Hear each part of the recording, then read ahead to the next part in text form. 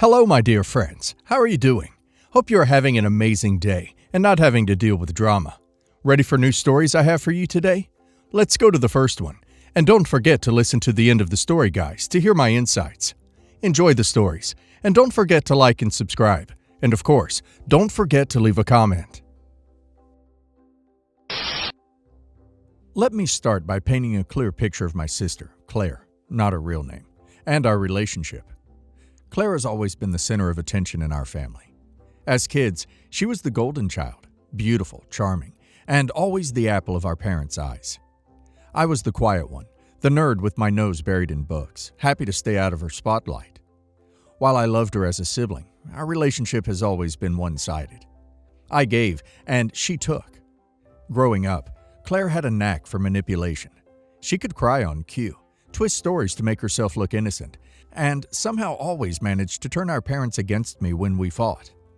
For example, when we were teenagers, she borrowed my savings for my summer job to buy herself a designer handbag. When I confronted her, she played the victim, said she only did it because she thought I wouldn't mind helping her look good for prom.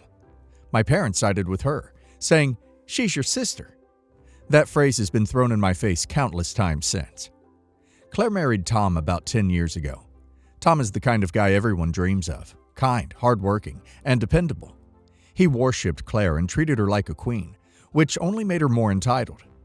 They struggled to have kids early in their marriage due to Tom's fertility issues, something Claire openly complained about to me.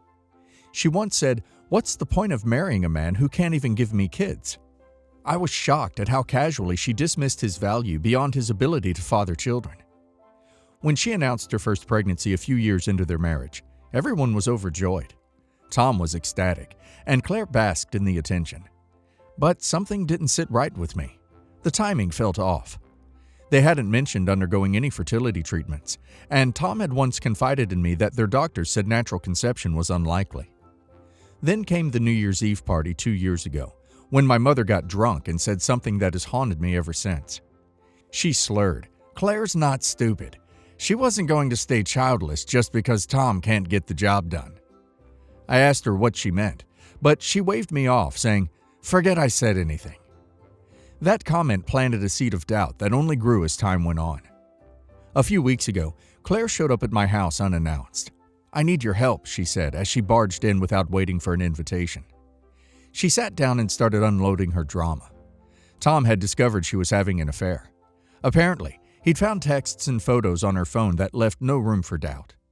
When he confronted her, she admitted it, but tried to justify her actions by saying he had been neglecting her emotionally. Unsurprisingly, he kicked her out of the house, which belongs to him. It was inherited from his parents. Now she was in a bind. She needed money for a lawyer and a place to stay. She assumed I'd help her because family helps family. But here's the thing. I've spent years building my modest life. I recently bought my first home, a small but cozy place that represents years of hard work and financial discipline. I don't have the kind of savings she thinks I do. When I told her I couldn't help, she didn't take it well. "What do you mean you can't help?" she snapped. "You own a house. You can sell it and give me the money. I need it more than you do right now." I was stunned. Sell my house? My home? The one thing I've worked so hard for? "Claire, I can't sell my house. I don't have anywhere else to go, and I can't afford to rent and support you at the same time," I explained. Her response? She called me selfish and accused me of not caring about her or her kids. And then she dropped the bombshell. If I didn't help her, she would tell our parents I'm gay. For context, I'm not out to my family. Our parents are extremely conservative, and coming out to them would likely result in being disowned. Claire knows this, and she weaponized it without hesitation. She smirked as she said it, knowing exactly how much power she held over me in that moment. Her threat pushed me over the edge. For years, I'd endured her manipulation, her entitlement, and her disregard for anyone but herself. But this was a new low. I decided I wasn't going to let her hold this over me. I told her to leave my house and never threaten me again. After she left, I couldn't stop thinking about her situation. She was demanding money from me to support a lie, and I knew Tom was likely unaware of just how deep her betrayal went. I decided to visit Tom and tell him everything, not to hurt him, but because he deserved to know the truth if he was going to be financially and emotionally entangled with her during the divorce. When I arrived, Tom was understandably devastated. I told him about Claire's demand, her threat, and my suspicions about the kids. At first, he was reluctant to believe me. But when I mentioned the comment my mom had made, a flicker of doubt crossed his face. After some discussion, I suggested he get a DNA test for the kids. He hesitated, but eventually agreed. A week later, Tom called me. He sounded shattered. The DNA test confirmed that neither child was biologically his. To make matters worse, the children were fathered by two different men. This revelation broke him, but it also gave him clarity. He cut Claire off financially and decided to fight for full custody, arguing that he had been the primary caregiver and that the children would be better off with him rather than their unstable mother. This has been catastrophic for Claire. She's now homeless, without financial support, and facing the prospect of losing custody of her kids. She's been calling me nonstop, blaming me for ruining her life. According to her, if I hadn't told Tom about the DNA test, he would have continued to support her and the kids, and everything would have been fine. Our parents are furious with me. They've accused me of overstepping, ruining Claire's life, and being a traitor to the family. My mother said I should have just stayed out of it and let Claire handle her own mess. They've conveniently ignored the fact that Claire was the one who had multiple affairs and lied about the kids' paternity. In their eyes, I'm the villain for exposing the truth and making things harder for her. I'm torn. On one hand, I know I didn't create this mess. Claire did. Her lies, her infidelity, and her sense of entitlement are what led her here. On the other hand, I can't help but feel a twinge of guilt for the role I played in her downfall, even if it was unintentional. Was it my place to tell Tom to get a DNA test? Did I escalate the situation unnecessarily? At the same time, I feel a sense of relief. For the first time in my life, I stood up to Claire and refused to let her manipulate me. I set a boundary and stuck to it, even when she tried to use my biggest vulnerability against me. So, Reddit. Am I the a-hole for telling Tom to get a DNA test, and in doing so, contributing to my sister's downfall? OP's sister brought this entirely upon herself. She cheated, lied about the kid's paternity, and then had the audacity to blackmail OP with his personal life. She doesn't deserve sympathy for the mess she created. The fact that OP's parents are siding with her is infuriating. How do they not see how toxic her behavior is? OP did the right thing by telling Tom. He deserved to know the truth. And if Claire didn't want her lies exposed, she shouldn't have lied in the first place. OP is better off without her manipulation in his life. And now let's hear the community's opinion. Not the a-hole. As a queer person, her threat to out you is absolutely vile. That alone would make her irredeemable in my eyes. Outing someone is never okay, no matter the circumstances. You stood up for yourself and refused to be blackmailed. That takes courage.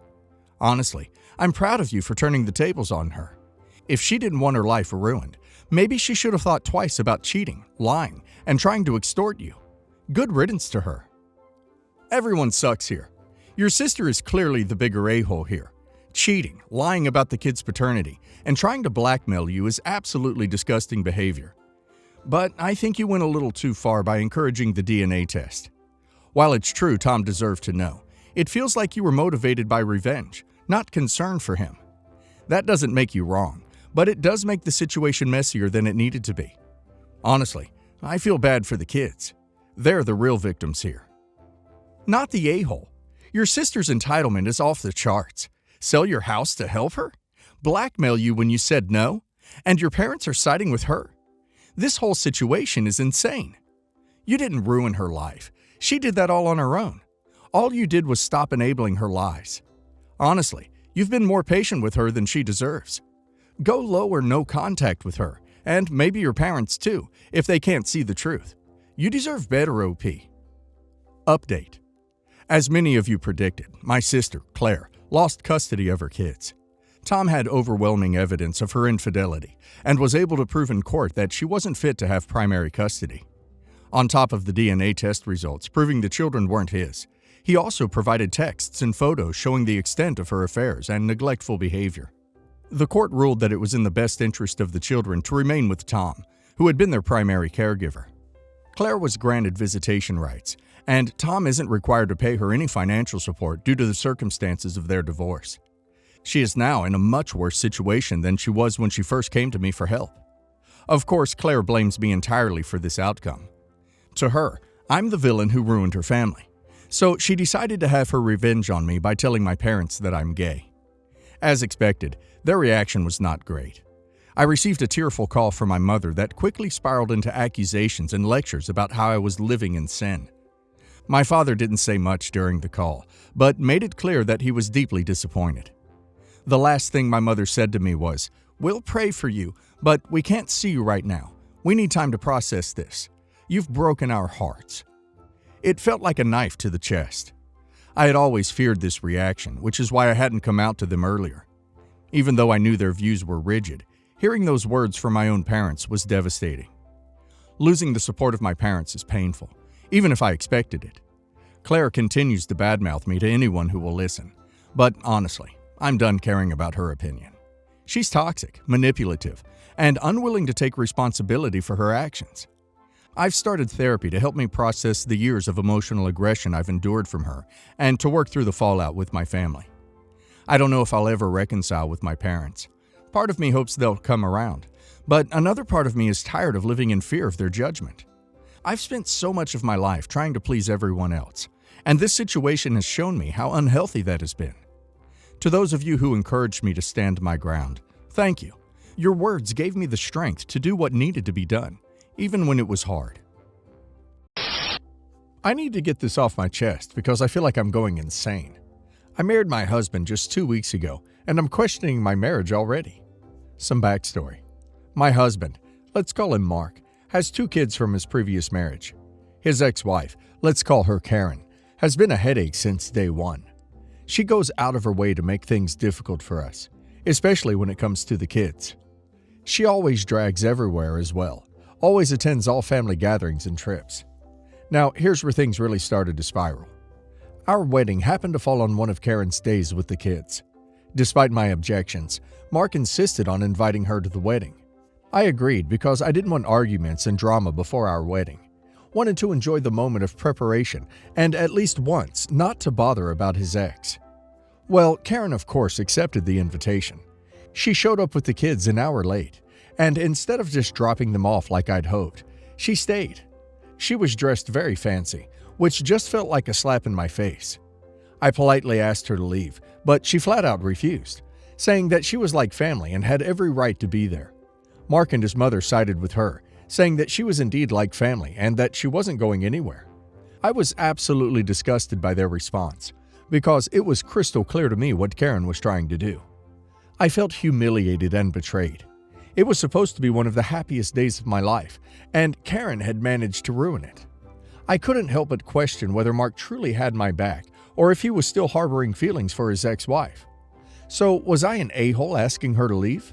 I think it was very disrespectful from her to show up late and steal the attention with her fancy black gown. I really hope that despite receiving the invitation, she would drop the kids off and would be sensible enough to leave. Well, if Opie didn't want her husband's ex at the wedding, she should have put her foot down and not tried to kick her out from the wedding, as she was already invited to and attending. Opie just looked stupid in my opinion, trying to kick her out because she wore a fancy dress and looked nice. If she wants less of her husband's ex in her life, she needs to be clear with her husband and stand her ground, because now she just looks spineless. Opie should have more dignity and self-worth in my opinion. And now let's hear the community's opinion. Uber44 says, "I'm sorry, but your husband is a spineless coward for allowing his ex-wife to dictate the terms of your marriage. You deserve someone who will stand by your side and defend you, not someone who will throw you under the bus at the first sign of trouble. It's clear that he never valued you or your relationship and values his ex more than you." You Throwaway 23 says, "Not the a-hole. Your husband should have respected your wishes, especially on your wedding day. It's clear that his ex-wife is trying to cause trouble, and he's only enabling her behavior. You deserve better than this." You Just Sayin' 88 says, "I can't believe your husband and mother-in-law sided with his ex-wife over you. That's a major red flag right there. You deserve to be with someone who respects and values you, not someone who allows others to walk all over you." Update. First off, I want to thank everyone who took the time to read my post and offer their advice. Your support means the world to me, especially during this difficult time. Unfortunately, things have taken a turn for the worse since I last posted. After weeks of heated arguments and tension between Mark, Karen, and myself, Mark dropped a bombshell on me. He told me that he couldn't continue our marriage and that he wanted a divorce. I was blindsided. I couldn't believe that after just 2 weeks of marriage, he was already giving up on us. I begged him to reconsider, but he was adamant that his decision was final. Then, he dropped another bombshell, admitting that he still had feelings for Karen and that he couldn't ignore them any longer. Then I realized that my suspicions and sixth sense didn't lie. To make matters worse, I later found out that Mark had been secretly meeting up with Karen behind my back. He had been confiding in her about our marital issues and seeking comfort from her. It became painfully obvious that he never truly let go of his feelings for her. I felt like a fool for ever believing that our marriage stood a chance. I was nothing more than a pawn in Mark's twisted game of emotional manipulation. He had used me to try to move on from Karen, but in the end, he realized that his feelings for her were too strong to ignore. As if the divorce wasn't painful enough, I also had to deal with the heartbreak of losing the stepchildren that I had grown to love as my own. Karen wasted no time in cutting off all contact between me and the kids. It felt like a cruel punishment for simply trying to love and support them. I've spent the past few weeks trying to pick myself up. In hindsight, I realized that I dodged a bullet by getting out of a toxic marriage with someone who never truly valued or respected me and loved me. It hurts like hell right now, but I know that I deserve much better than someone who would throw away our marriage for the sake of an old flame. To anyone else going through a similar situation, please know that you are not alone. Best of luck, OP. To begin with, I love my son with all my heart, but he blew up his marriage by cheating and has moved back home. I, 55 female, have 3 children. My oldest is my daughter, 30, then my twins, 25 male and female. My oldest just got married to a wonderful man. My younger daughter is going to grad school overseas, and that leaves my son. Let's call him Carlos. He has always been a handful. He got married when he was 20. His ex-wife had a 3-year-old daughter, whom I love, and no matter what, I'm her grandmother. They had a child together, my other grandchild. He is 2. Virus caused a lot of stress in his life, and he works in a fly-in, fly-out camp job. He is gone for 2 weeks at a time, then home for 2 weeks. He makes very good money and enjoys spending it, maybe a little bit too much. Carlos cheated on his wife with a coworker. I'm not judging him, I'm not perfect, but he chose to leave his wife and children and move back home. It doesn't really make sense for him to rent an apartment or something for the 12 days a month he is home, so I allowed it. But he decided to be a jerk, in my opinion, and bring his dog with him. My grandbabies love this dog, but he is trying to punish his ex for telling him to leave. It is a beautiful border collie, and it is the perfect dog for their home. Huge yard, lots of walking trails nearby, even an off-leash park only a 10-minute drive away. I live in an apartment downtown. I am allowed a dog, but if I were to have one, it would be something sedate and non-shedding like a Maltese. I swear I tried watching this dog, but my son is irresponsible. He doesn't walk him much. He doesn't brush the dog. He is just holding on to the dog to leverage his way into his ex's life. The last straw was this last time off work. He was away for 2 weeks, then came home for 1 day before flying off to the United States for a vacation with his new girlfriend. So I called my daughter-in-law, checked that she wanted the pup back. She almost cried with joy, packed up everything that belonged to the dog and took him over there. My grandchildren were ecstatic. My son just came home for 3 days before he has to leave for work and asked where his dog is. I told him the truth. He is calling me an a-hole for giving away his pet. Also, because I said if he tried to go get the dog and bring it back, he was not welcome in my home. Am I the a-hole? It wasn't his pet. He was never there and didn't care for the dog. It was a means of punishment for his ex. OP did the right thing. Pretty Royal 9021 says, not the a-hole in my opinion. He's only thinking of himself, not you, not the dog, and not his kids. Also, calling you an a-hole? You're nice to let him back into your home at all after that. Cutie Little Hellbeast says, I'm not generally supportive of unilaterally giving away someone's pet, but I think it was entirely justified in this case.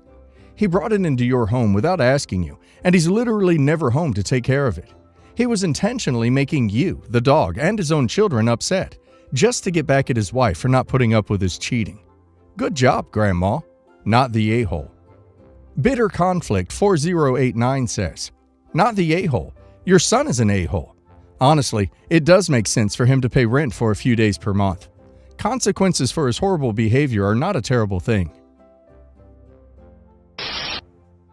Jake, my spouse's emotionally spoiled golden child older brother. Sandra, Jake's mean girl wife. It all started when my now husband and I got engaged in September of 2019. We promptly began planning our wedding since we didn't want a long engagement and we knew what we wanted for our wedding. My husband's older brother, Jake, and his now wife, Sandra, had been engaged for 5 years at this time, with no thoughts as to what they even wanted for a wedding and nothing planned. By November of 2019, we had a date, July of 2020, a venue, premarital counseling sessions started, save the dates made and sent out, etc. I was busy. Around that time, late autumn, the women of my husband's family have a tradition of getting together for a girls-only autumn craft day. It's a very white, suburban, live, laugh, love ordeal. But since my family is more reserved and urban, I think it's fun in a kitschy sort of way, and generally have an all right time. This is where I noticed Sandra giving me the evil eye, and even leaving the room whenever my upcoming wedding was discussed by others. She sulked away to a desk in the corner, despite an empty chair at the table next to me. To drown us out, she started playing her music on Pandora, but whenever a song about marriage or weddings came up, she skipped it. I was asked so many questions about how my spouse proposed, the ring, my dress, the venue, and it seemed so harmless and pleasant at the time to talk about it all. I was excited, and everyone, except Sandra, was too. I didn't think too much of all this until Christmas of 2019, since Sandra has never been very warm to me regardless. Last Christmas, I received a tote bag with my to-be-married name, Mrs. Blank, printed on it.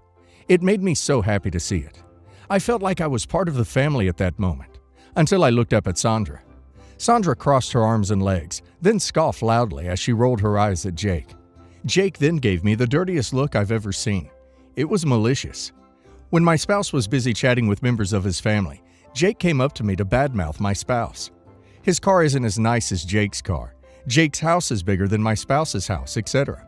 He doesn't talk to me long anyway, thankfully, since usually gets bored when I don't side with his catty comments. He even gets angry if I bring up how responsible my spouse is with money, after he gets done belittling how shabby our possessions are compared to his and Sandra's.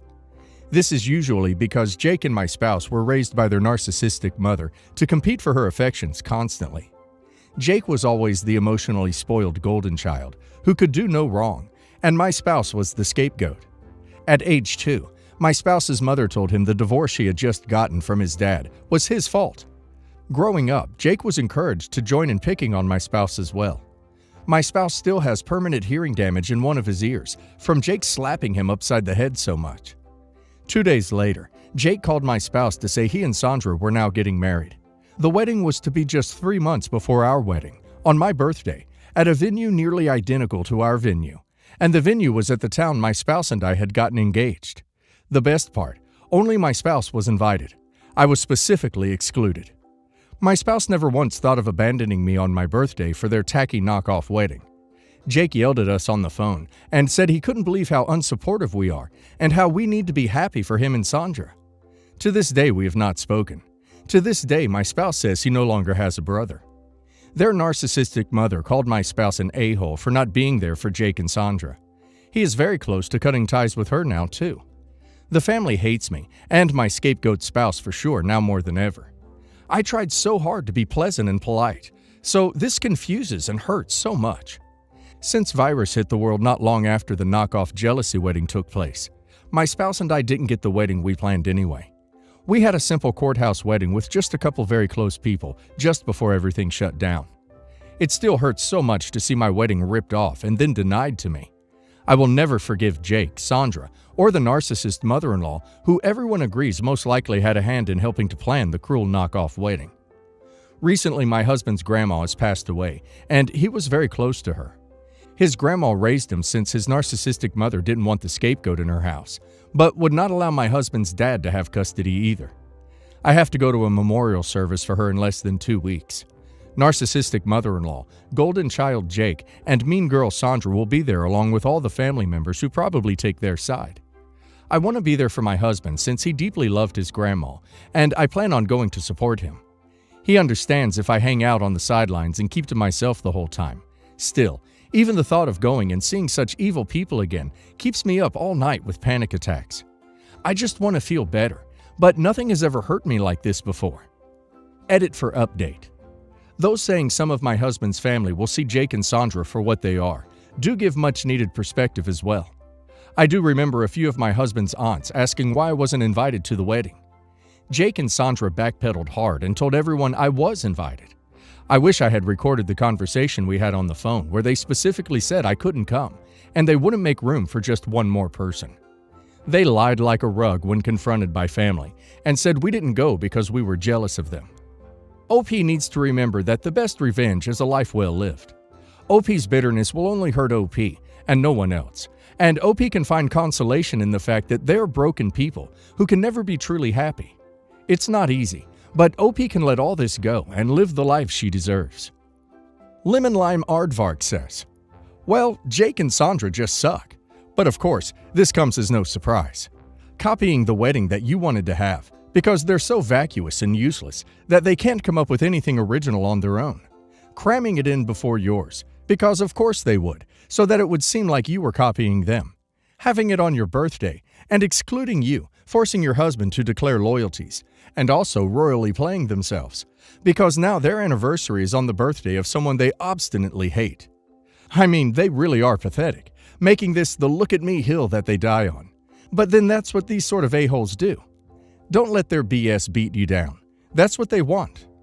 Tropics and Caffeine says, do not give them this power over you. Next year, when, hopefully, all this is over, you and your husband do a vow renewal. Many people are doing that, in a place that is just you and him. Do not let the family know about it until it is done. Or, tell them about it, but tell them a different location. So let's say you plan a trip to renew your vows in Hawaii. Tell them a venue in Florida and see if they show up there. Never invite them, but let them think it is at a certain spot at a certain time. Silent Walkaway says, they're obviously jealous of you, so I say give them everything to be jealous of.